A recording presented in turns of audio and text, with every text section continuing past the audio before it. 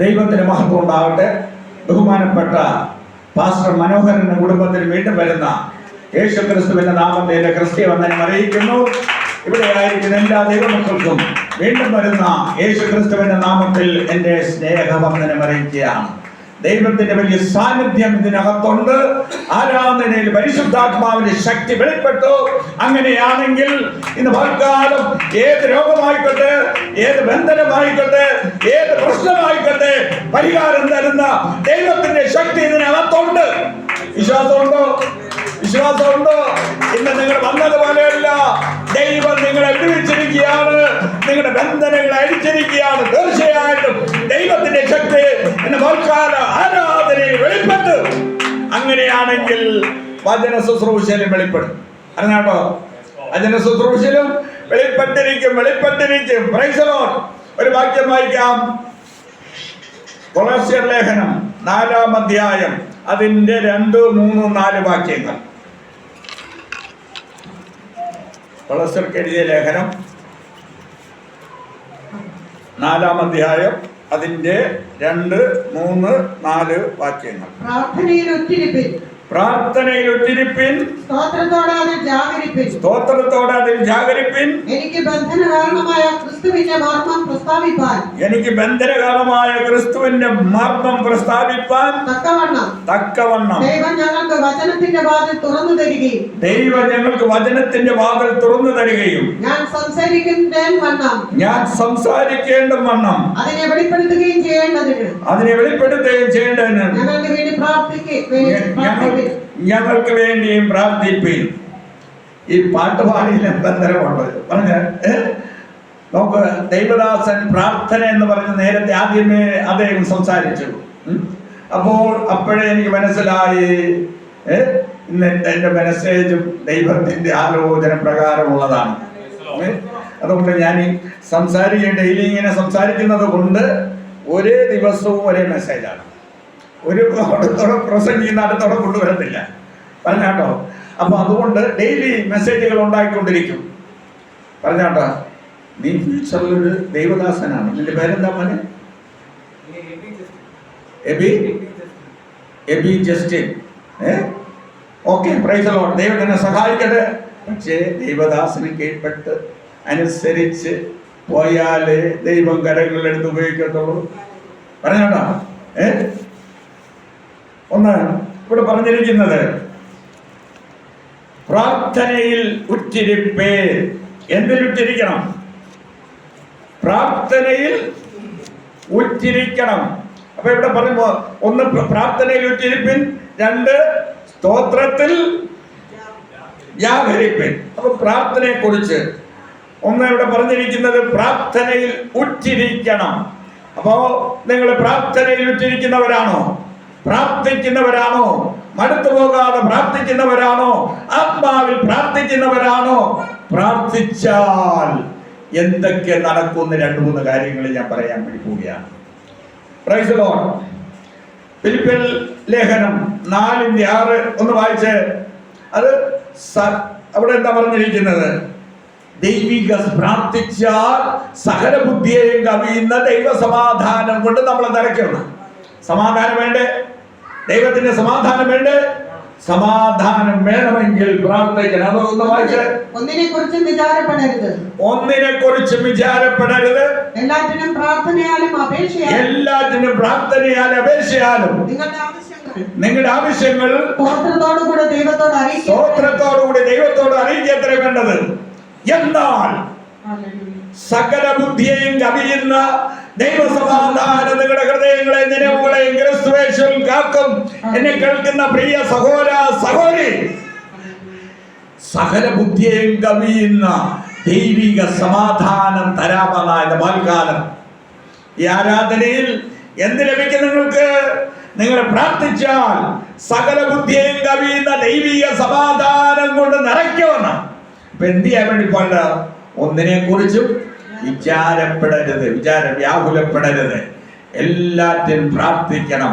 എല്ലാറ്റിനും ഒന്നിനെ കുറിച്ച് വിചാരപ്പെട്ട് എല്ലാറ്റിനും പ്രാർത്ഥനയാലും അപേക്ഷയാലും നിങ്ങളുടെ ആവശ്യങ്ങൾ സ്തോത്രത്തോട് ദൈവത്തോട് അറിയിക്കുക എന്തിനാ വേണ്ടത്. എന്നാൽ നീ പ്രാർത്ഥിച്ചാൽ, നിന്റെ വിഷയങ്ങൾക്ക് വേണ്ടി പ്രാർത്ഥിച്ചാൽ, നീ അതിന് സ്തോത്രം പറഞ്ഞാൽ, ദൈവം നിനക്ക് സകല ബുദ്ധിയെയും കവിയുന്ന ദൈവത്തിന്റെ സമാധാനം കൊണ്ട് നിറയ്ക്കും.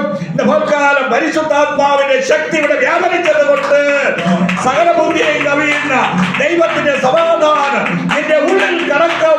നിനക്കൊരു വിടുതലാണ് പ്രിയ സഹോദര. ഇന്ന് പൽക്കാലം രാവിലെ ആരാധനയിൽ തന്നെ നിന്റെ ബന്ധനങ്ങൾ അടിച്ചിരിക്കുകയാണ് ദൈവം. ആരാധന എന്ത് നടന്നിരിക്കുകയാണ്? ഒരു പാട്ടുണ്ട്, ആരാധനയിൽ ബന്ധനങ്ങൾ അഴിയും അഴിയും.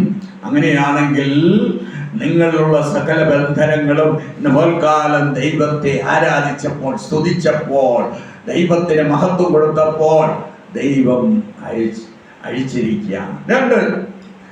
മൂന്നാമത് 1 തെസ്സലോനിക്കർ 16-17 വാക്യങ്ങൾ. അതിൽ പറഞ്ഞിരിക്കുന്നത് സകല പ്രാർത്ഥിച്ചാൽ എന്ത് നടക്കും? സകല ബുദ്ധിയെയും കവിയുന്ന ദൈവ സമാധാനം കൊണ്ട് നിങ്ങളെ നിറയ്ക്കുമെന്ന്.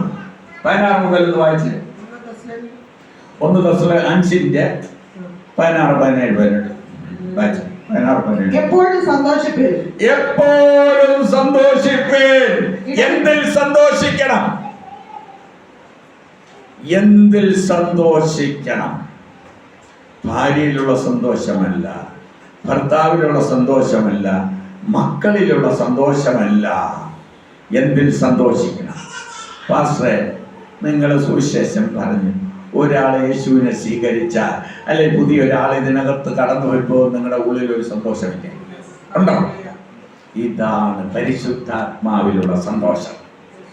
അപ്പൊ നമ്മൾ എന്തിൽ സന്തോഷിക്കണം? പരിശുദ്ധാത്മാവിൽ സന്തോഷിക്കുന്നവരായിരിക്കണം. അപ്പോൾ എപ്പോഴും സന്തോഷിപ്പിൻ. നാം പരിശുദ്ധാത്മാവിൽ എപ്പോഴും സന്തോഷിക്കുന്നവരായിരിക്കണം. അങ്ങനെയാണെങ്കിൽ നിങ്ങൾ ഈ ദേശത്തിറങ്ങിയാൽ അനേകരെ നിങ്ങൾക്ക് ലഭിക്കും. നിങ്ങളുടെ ഉള്ളിൽ സന്തോഷം വരും. വെറുതെ സന്തോഷം വരുമോ? ഇല്ല. സന്തോഷം വരണമെങ്കിൽ പാസ്റ്ററിന് കുറച്ച് ട്രാക്ടെങ്കിലും വാങ്ങിച്ചുകൊണ്ട് കൂടെ ജോലി ചെയ്യുന്നവരോട് അവർക്കൊരേ കൊടുക്കണം. അപ്പൊ ഒരാൾ നിന്റെ കൂടെ വരുമ്പോൾ ചെയ്യും, സന്തോഷം ഉണ്ടാകും. പരിശുദ്ധാത്മാവ് സന്തോഷം തരും. 2, അപ്പൊ കുറച്ച് സന്തോഷിപ്പിൻ, ഇടവിടാതെ പ്രാർത്ഥിപ്പിൻ. അപ്പം ഇടവിടാതെ പ്രാർത്ഥിക്കണം. ഒന്ന് യേശു ക്രിസ്തു ലൂക്കോസ് 18-ാം അധ്യായത്തിൽ ഇങ്ങനെ പറഞ്ഞിരിക്കുന്നത്, 18-6-7 പ്രൈസ് ദി ലോർഡ്.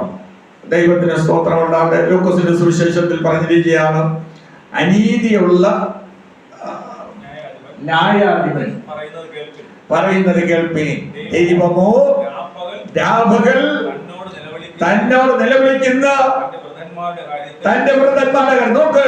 ദൈവമോ ഒരു അനീതിയുള്ള ന്യായാധിപൻ ആ വിധവയുടെ കാര്യം സാധിപ്പിച്ച് കൊടുത്തുവെങ്കിൽ, പ്രിയ സഹോദര സഹോദരി, അവൻ അനീതിയുള്ളവനാണ്, ദൈവഭയമില്ലാത്തവനാണ്, മനുഷ്യനെ ശങ്കയില്ലാത്ത ഒരു ന്യായാധിപൻ ആ വിധവയുടെ കാര്യം പ്രതിക്രിയ നടത്തിയെങ്കിൽ, ദൈവമോ രാപകൽ തന്നോട് നിലവിളിക്കുന്ന തന്റെ വൃദ്ധന്മാരുടെ കാര്യത്തിൽ ദീർഘക്ഷമയുള്ളവനായാലും അവരെ പ്രതിക്രിയ നടത്തി രക്ഷിക്കുകയില്ലോ.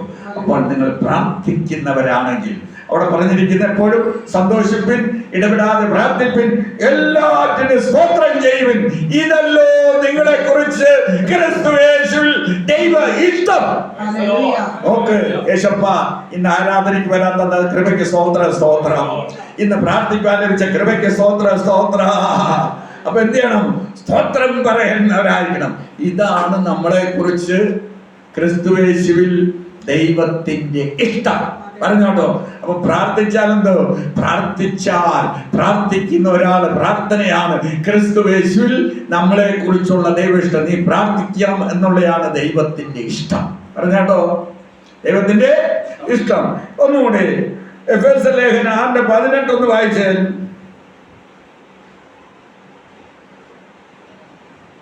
സകല പ്രാർത്ഥനയാലും യാചനയാലും ഏതു നേരത്തും ആത്മാവിൽ പ്രാർത്ഥിച്ചും അതിനായി ജാഗരിച്ചും കൊണ്ട് പ്രാർത്ഥനയിൽ പൂർണ്ണ സ്ഥിരതയുള്ളവരായിരിക്കും. പറഞ്ഞോ, ഒരു ദിവസം പ്രാർത്ഥിച്ചാൽ ദിവസം പ്രാർത്ഥിക്കത്തില്ല. അങ്ങനെയല്ല. പ്രാർത്ഥനയിൽ പൂർണ്ണ സ്ഥിരതയുള്ളവരായിരിക്കണം. അവിടെ അങ്ങനെ എഴുതിയിരിക്കുന്നു.